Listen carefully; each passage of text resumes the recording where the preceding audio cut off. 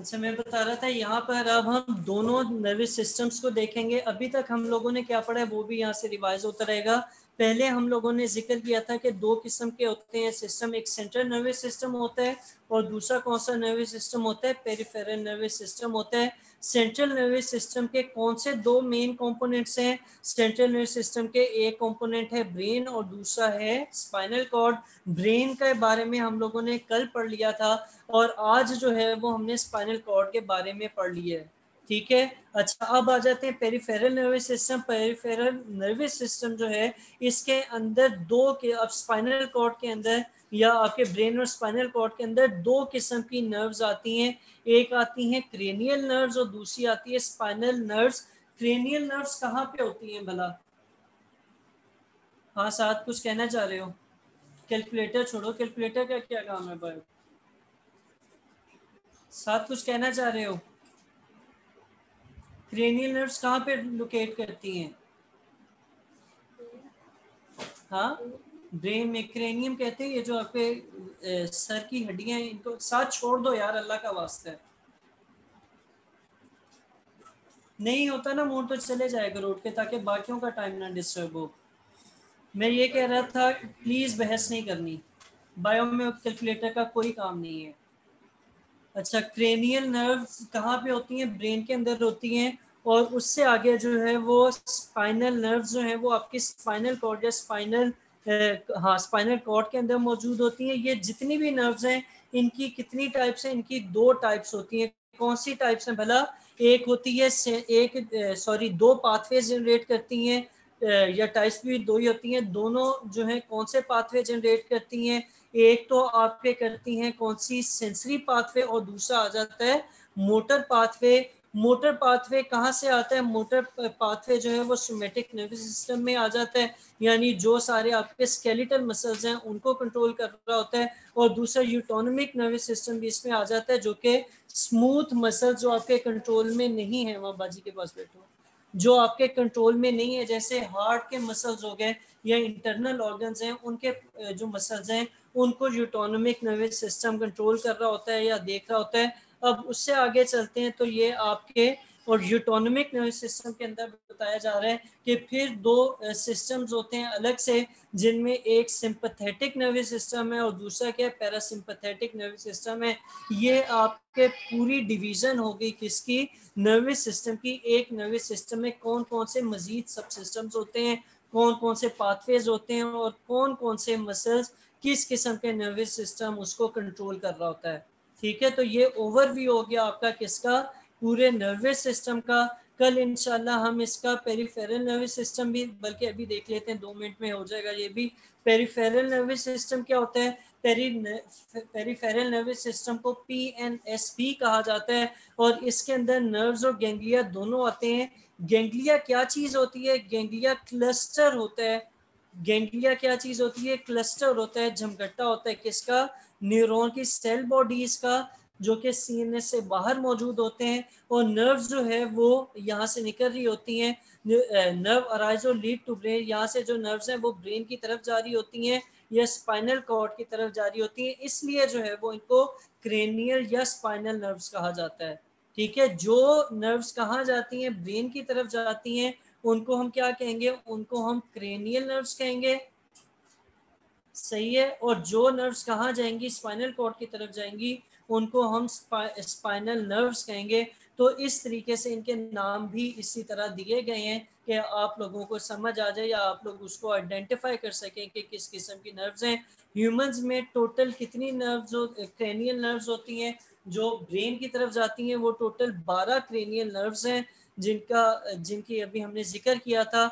और जो spinal nerves हैं वो 31 पेयर है स्पाइनल नर्व्स का। कुछ क्रेनियल नर्व्स हैं उनमें सेंसरी, मोटर और मिक्स तीनों किस्म की आ जाती हैं। लेकिन स्पाइनल नर्व्स जितनी भी हैं, स्पाइनल नर्व्स बेशक 31 पेयर्स हैं, 1 मिनट बैठ जाओ, 31 पेयर है, वो सारी की सारी जो हैं कौन सी होती हैं, मिक्स नर्व्स ही होती हैं। उसमें मोटर सेंसरी नहीं होती, सिर्फ और सिर्फ मिक्स नर्व्स होती हैं। सही है, ठीक है। अच्छा, अब आगे चलते हैं तो नीचे क्रेनियो स्पाइनल नर्व्स दो किस्म के पाथवे बनाती हैं, दो रास्ते बनाती हैं, एक सेंसरी पाथवे और दूसरा कौन सा है, मोटर पाथवे है। सेंसरी पाथवे इंपल्स को रिसेप्टर से सीएनएस की तरफ लेके जाता है और जो मोटर पाथवे है वो सीएनएस से इंपल्स को पकड़ता है और अफेक्टर्स तक लेके जाता है। यानी अगर आपके एनवायरनमेंट में कोई चेंज आता है तो आपके रिसेप्टर उसको सेंस करते हैं, मैसेज किसके पास भेजते हैं, ब्रेन या स्पाइनल कॉर्ड सीएनएस की तरफ भेजा जाता है और फिर अकॉर्डिंगली जो डिसीजन है, जो मूवमेंट का, कि आपने फर्ज करें आग देखी, सेंस की कि आग बढ़ रही है आपकी तरफ आ रही है, आपने वो रास्ता या उस जगह से हटके जाना है, तो आपके जो मसल्स हैं टांगों के, हाथ के और बॉडी के और जो के मूवमेंट में हेल्प करेंगे, वो किसके थ्रू मैसेज आएगा, वो मोटर पाथवे के जरिए मैसेज आएगा। ठीक है, मोटर पाथवे जो है वो फिर दो सिस्टम्स बनाता है। कौन से दो सिस्टम्स बनाता है, एक सोमेटिक नर्वस सिस्टम बनाता है और दूसरा हाँ यूटोनमिक नर्वस सिस्टम बनाता है। सोमेटिक नर्वस सिस्टम जो है ये हमारे कॉन्शियस, यूटोनमिक होता है, ऑटोनोमिक नहीं होता, यूटोनमिक पढ़ा जाता है इसको। मैं बता रहा था कि सोमेटिक नर्वस सिस्टम जो है ये हमारे कॉन्शियस और वॉलंटरी एक्शंस को देख रहा होता है कि जो एक्शंस हमारे अपने बस में, हाथ उठाना, खाना खाना या और कोई भी मूवमेंट है जिन जो हमारे कंट्रोल में होती हैं, जो हम होश में रहते हुए करते हैं, वो सारी की सारी सोमेटिक नर्वस सिस्टम में आ जाती हैं। और इसके अंदर मोटर न्यूरॉन्स होती हैं जो कि इम्पल्स को कहाँ से, सीएनएस से लेके जाती हैं स्केलेटल मसल्स की तरफ। ठीक है, अब इसके जो कंट्रास्ट में सिस्टम है वो कौन सा, इसके कंट्रास्ट में यूटोनमिक नर्वस सिस्टम है। यूटोनमिक नर्वस सिस्टम को भी हम देख लेते हैं। यूटोनमिक नर्वस सिस्टम क्या होता है कि ये हमारी उन एक्टिविटीज़ या उन एक्शंस का रिस्पॉन्सिबल होता है जो कि हमारे कॉन्शियस कंट्रोल में नहीं आती। इसके अंदर मोटर न्यूरॉन्स भी होती हैं, मोटर न्यूरॉन्स भी होती हैं जो कि impulse cardiac muscle, smooth muscle या ग्लैंड्स की तरफ भेजते हैं। और इसके अलावा इसके यूटोमिक नर्वस सिस्टम के अंदर दो और सब सिस्टम्स होते हैं जिनको हम सिंपैथेटिक सिस्टम या पैरासिम्पैथेटिक सिस्टम कहते हैं। सिंपैथेटिक सिस्टम या सिंपैथेटिक नर्वस सिस्टम हमारी बॉडी को इमरजेंसी सिचुएशंस के लिए प्रिपेयर करता है। ये मैंने पहले जब पढ़ाया था बड़ी डिटेल में बताया था कि फाइट और फ्लाइट रिस्पॉन्स होता है कि जब आप कोई इमरजेंसी सिचुएशन में जाते हैं तो आपने उसको सिचुएशन को फेस करना होता है और उसको फेस करने के लिए आपकी बॉडी आपको क्या करती है, आपको के बॉडी जो है वो रिस्पॉन्ड करती है। बॉडी के मुख्तलिफ पार्ट्स मुख्तलिफ काम करते हैं। जैसे अगर आप देखते हैं कि कोई इमरजेंसी सिचुएशन आ गई, जैसे एकदम धमाके की आवाज़ आई या आप तार लगा रहे थे प्रोजेक्टर की और एकदम उसमें से पटाखा बजा, आग निकलना शुरू हो गई क्योंकि प्रोजेक्टर थोड़ा सा पुराना था, तो उसकी वजह से क्या होगा कि आपका flight and fight response activate होगा और फौरन से आपकी जो आंखों के प्यूपिल हैं वो क्या करेंगे, डायलेट करेंगे। आपके दिल की धड़कन क्या हो जाएगी, एक्सेलरेट हो जाएगी और दिल की धड़कन तेज होगी तो आपका ब्रीदिंग रेट भी ज़्यादा हो जाएगा और जो आपने खाना खाया होगा उसको हजम करने का प्रोसेस रुक जाएगा।